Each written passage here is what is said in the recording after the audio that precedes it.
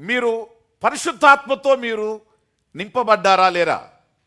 పరిశుద్ధాత్మ మీలో నివసిస్తున్నారా లేరా? ఇప్పుడు మీలో ఉన్నది దేవుని ఆత్మేనా? ఎంతకాలం నుండి? మీరు రక్షించబడి బాప్తీసం పొందిన నుండి ఇప్పుడు ఎన్ని సంవత్సరాలు అయింది? 5 years, 10 years, 30 years, 40 years, 50 years. సరే, ఇప్పుడు మీరు పరిశుద్ధాత్మ మీలోనికి వచ్చి పరిశుద్ధాత్మ మీలో పనిచేస్తూ పరిశుద్ధాత్మలో మీరు నాటబడిన తర్వాత మీరు నిజంగా పరిశుద్ధాత్మతో అనుసంధానమైన వాళ్ళైతే, పరిశుద్ధాత్మ మీలో ఉండి నిజంగా మీ క్రైస్తవ జీవితాన్ని పరిశుద్ధాత్మే నడిపిస్తూ ఉంటే, చెట్టు నాటిన తర్వాత దాని సీజన్లో అది ఫలం వచ్చినట్లు మీలోన ఉన్న ఆత్మ చేత ఆత్మ యొక్క ఫలం మీలో నుంచి బయటికి వచ్చేస్తుంది. దీనికోసం మీరు ప్రత్యేకమైనటువంటి ఏ విధమైన కేర్ దీనికోసం తీసుకోవాల్సిన అవసరం లేదు. మీరు నిజంగా దేవుని ఆత్మ మీలో ఉంటే, వాక్యం మీలో ఉంటే, పరిశుద్ధాత్మతో మీరు నడిపించబడితే, పరిశుద్ధాత్మతో ప్రార్థించేవారు మీరైతే, అన్య భాషల్లో మీరు మాట్లాడేవారైతే, దేవుని ఆత్మానుభవంలో మీరు కానీ ఉంటే, ఆత్మ యొక్క లక్షణాలు, యాట్రిబ్యూట్స్ లేకపోతే ఆయన గుణగణాలు మీలో నుంచి బై డిఫాల్ట్ ఏమవుతాయి? మనకు ఒక సామెత ఉంది, 6 నెలలు సహవాసం చేస్తే వాడు వీడు, వీడు వాడు అవుతాడంటే అర్థం ఏంటి? వీడి లక్షణాలు వీడికి వస్తాయి, వాళ్ళ లక్షణాలు మరి పరిశుద్ధాత్మతో కలిసినప్పుడు ఎవరి లక్షణాలు రావాలి మనకి? అదే ఇప్పుడు మీరు పరిశుద్ధాత్మతో కలిసినప్పుడు, పరిశుద్ధాత్మతో జీవిస్తున్నప్పుడు, పరిశుద్ధాత్మతో సహవాసం చేస్తున్నప్పుడు ఎవరి లక్షణాలు మీలో రావాలి?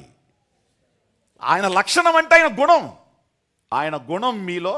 దీనికోసం ప్రేమను నేను ఫలించాలని చెప్పి ప్రాక్టీస్ చేసి ఫలించడం కాదు.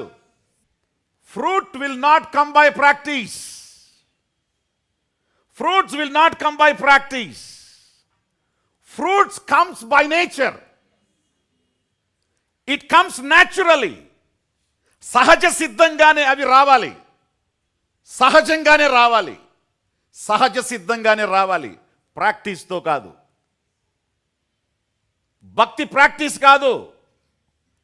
నీలోన ఎవరు ఉన్నారో పరిశుద్ధాత్మతో వారు నింపబడినప్పుడు వారు ఇందులో మాట్లాడారంట, వారు అన్య భాషల్లో, కొందరు ఎదురుగా ఉన్న వాళ్ళ యొక్క లాంగ్వేజ్లో మాట్లాడారు, ఇంకొందరు అన్య భాషల్లో మాట్లాడి. ఎవరు నేర్పించారు? Who gave them practice? Haven't practised.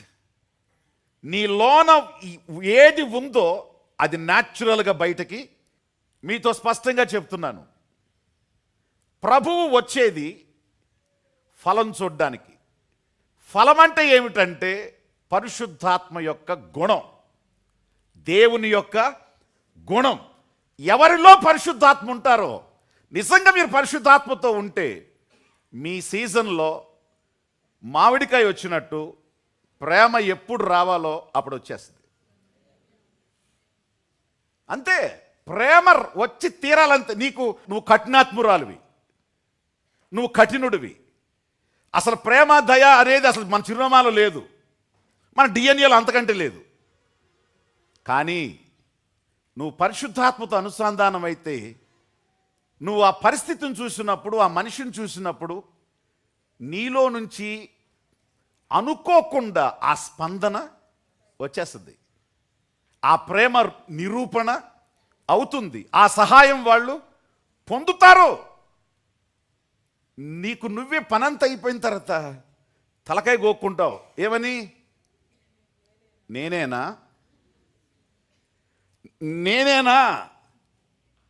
పిల్లికి భిక్ష వేయనోడిని నేనేనా ఇంత డబ్బులు ఇచ్చింది? వెంగిలి చెయ్యి కాకికి విదిలించడోని నేనేనా ఇంత పని చేసింది? ఇంత ప్రేమ చూపించింది, ఇన్ని మాటలు అనిపించుకున్నది, ఇంత ఓర్చుకున్నది, ఇంత సహించింది. ఇజ్ ఇట్ మీ? అది విషయం.